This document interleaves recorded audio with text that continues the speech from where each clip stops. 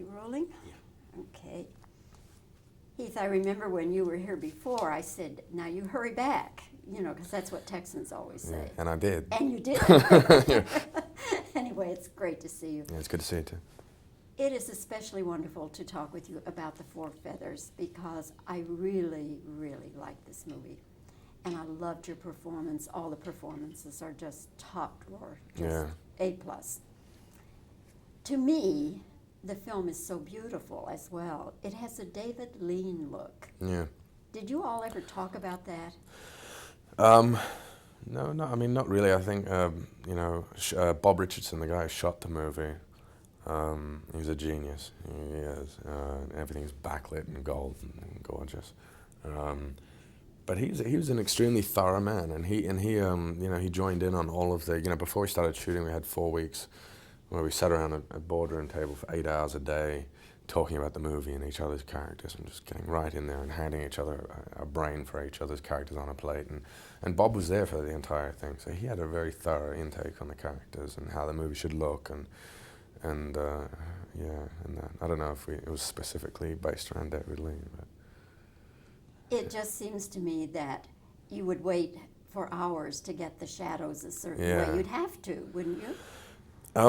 Not really. I mean, we didn't have hours to wait, you know. We had to just keep shooting. We'd never had time. We didn't have the money, and I think that's where Bob Richardson was just amazing. He knew what the clouds were doing. He knew what he could shoot in cloud and what he could shoot in full sun. And he knew what time of day we should be shooting this way and what time of day we should be shooting over here this way. And so we managed to just squeeze it all in, and he managed to, you know, make it look beautiful consistently. You know, that's his genius. Anyway. Well, indeed it is. Mm. There have been other films made of this particular event, 5 that I know of. Mm.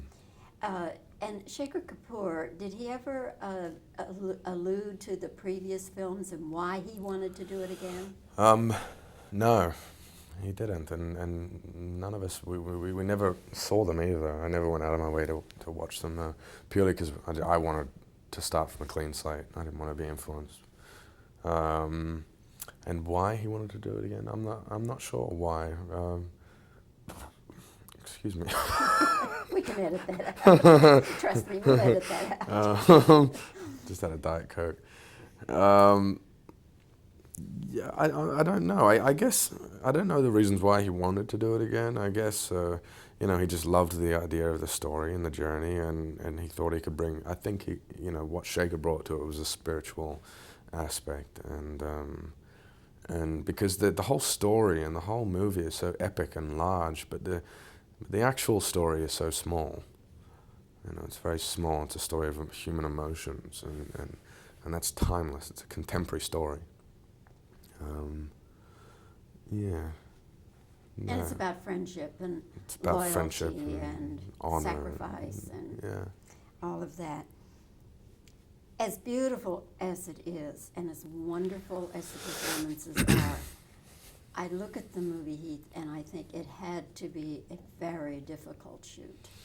Yeah, it was. It was extremely difficult. You know, but there was never a time that we all felt like we wanted to go home, or there was never a time where we felt like it wasn't worth it, you know. Because Shaker is such an inspiration. He's incredibly passionate. He gets incredibly excited about, you know, the prospect or the idea of creating, or the creative process, that you want to stand by him. You want to say, "Where are you going to go, Shaker? I'll come with you."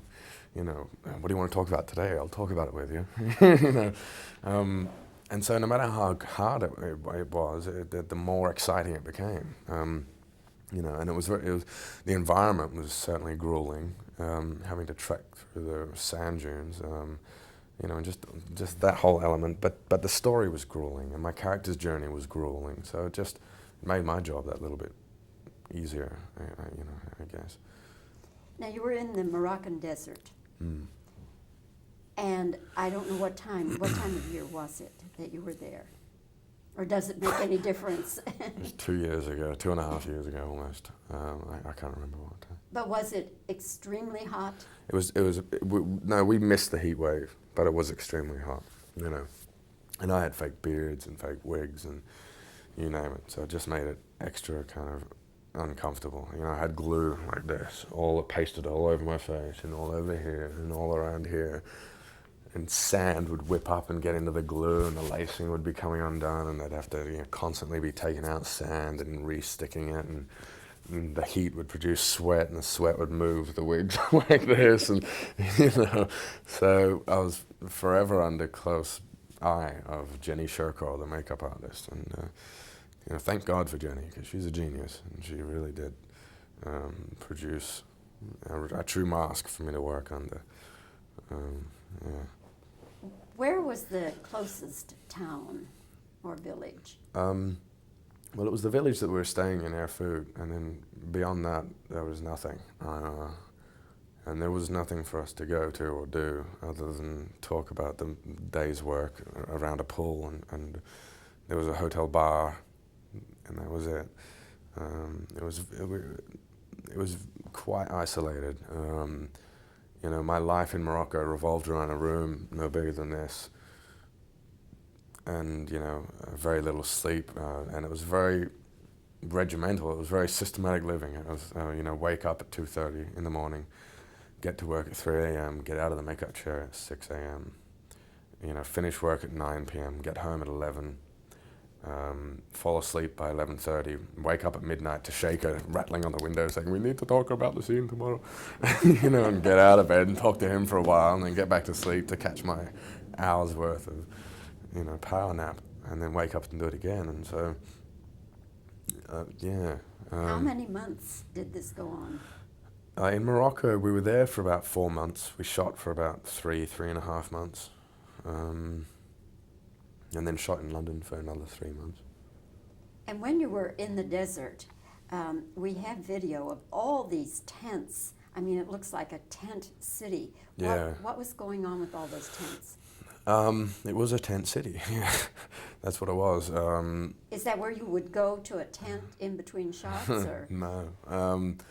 I mean, in between shots, we'd just sit around, you know, enjoy our environment. It was so beautiful, the locations we're shooting at. So, yeah, usually we'd have like a few miles away from the location would be, you know, where camp would be set up. We'd have our trailers and all that, all the circus, and you know, we'd get into trucks, SUVs, and they'd take us out through the dunes or wherever to our location. We'd just hang out there for the day, have a picnic.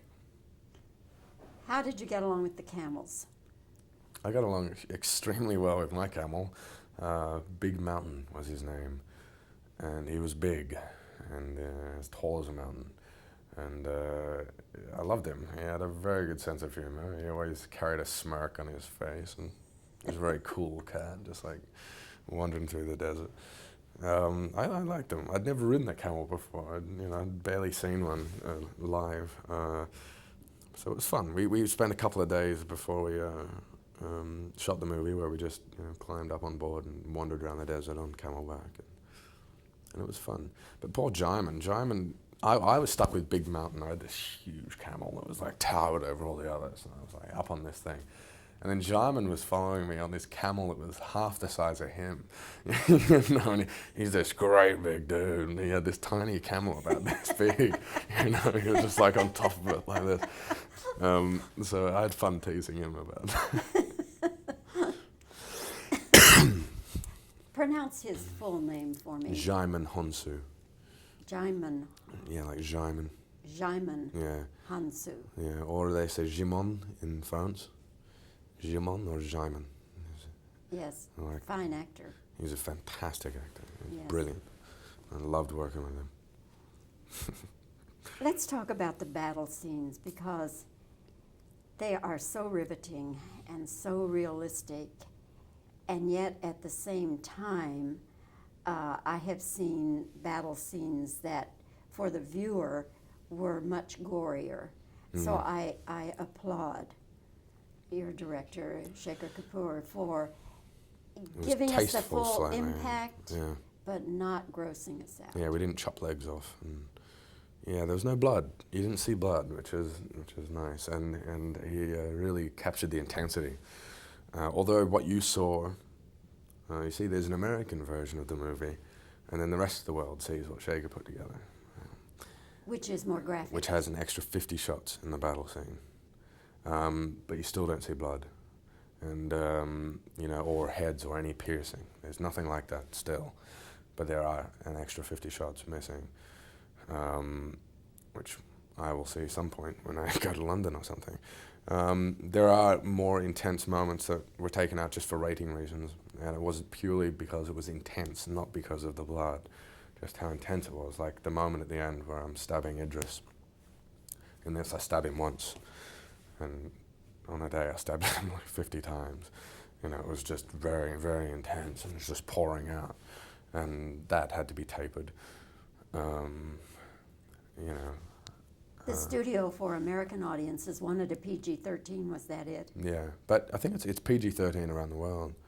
I think they're a little tighter over here. Yeah. A little different criteria, I guess. Yeah. Okay. One scene you have with Jemon, where he says, "You laugh like an Englishman," Yeah. and the two of you have to sit there and laugh back and forth. Now, tell me what it was like when you were shooting that scene. It was lovely. We just laughed all night. We did. When it was on him, I'd stand behind the camera just looking at him, laughing, you know, just making him laugh, you know, like keeping him laugh. And he'd do the same to me. And it was nice because it was the only time in the movie where I could laugh and I could just relax a little. And, you know, I loved it. I loved working with Jaime. He's a very close friend of mine now from that experience. And love him dearly. And yeah, it was tons of fun shooting that scene. It really was. It was good to see Jaime smile. As soon as he smiled, I'd smile. He'd laugh, I'd laugh. And it was just like that. You know, we didn't really have to do that much to make that happen. As an actor, I guess you can laugh on cue if you have to. Oh. You I did. can. No, but you know what's the hardest thing to do? It's a lot easier to cry on cue than it is to laugh, you know, because you always feel fake when you're laughing. You have to find something to laugh at. I do anyway. You know, I think of something stupid a friend of mine would have done in the past or something. Or, you know, or when it's like that situation with Jaime, you don't have to think of anything. You just make each other smile and laugh. You know, you make it true. Yeah. What are you working on now? Nothing. Over the last 10 months, I've been filming. I was in Rome for 4 months doing Sin Eater, and then I was back in Melbourne, Australia, doing Ned Kelly. And then I was planning on taking some time off, and this is what I do on my time off, apparently. So I'm But just... the next film we will see of yours, what will that be? The Sin Eater, and that comes out in January, and then Ned Kelly comes out in March. Very good. Well, the door is open. The Texas door is open. Oh, so thank I hope you. you will I will come be back in a flash. Yes. I hope so. Heath, wonderful to see you. Yeah, and good to see you again, too, Bobbie. congratulations. What a magnificent film and a wonderful, wonderful performance. Thank you very much. Thank you. Now, if you'll just wait for the questions that we have to. The armor. They built a helmet, Yeah. breastplates, back plates, and a little plate down here. And they went out in the balcony of this hotel in front of 200 police. And they were shot at them, and they were just deflecting off their armor, off their head. Wow. And then they were like fired back at them, and they all died, and the house burnt them down. And, Wow. and they hung Ned eventually when they caught him. And his final words were, "Such is life." I look forward to seeing Yeah, that. it's a beautiful Okay, movie. CJ, are you rolling?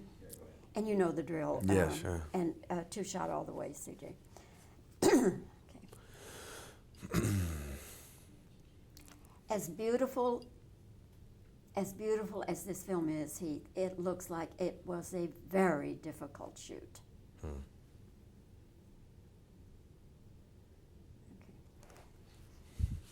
Okay. Makeup-wise, what did you have to go through?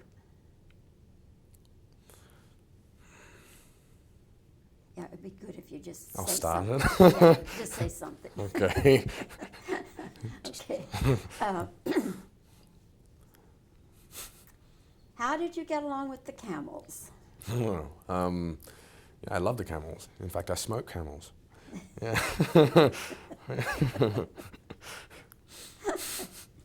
Okay. I also laugh spontaneously as well as on cue. All right.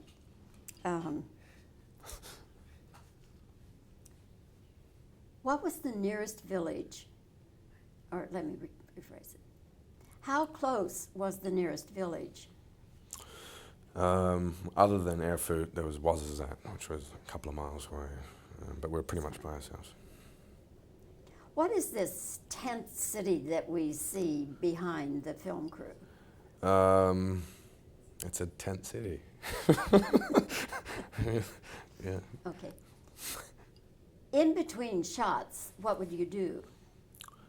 I'd play my Game Boy and cards and stuff like that. Smoke cigarettes. All right. Smoke my Camels. I didn't ask you this, so just go ahead and answer it. I forgot to ask you this. How were you treated by the people of Morocco? They were extremely curious to what was going on. They were loving. I loved them, actually. I made quite a few friends amongst the Casbahs, and I would travel off there on little adventures at night and met a lot of the locals. I loved them. Loved the food. Loved everything about it. Yeah. Okay. There is a scene in which Jaman says to you, "You laugh like an Englishman." Now tell me what it was like. Oh. In the scene where Jaman says to you, "You laugh like an Englishman," what was it like when you two were filming that scene?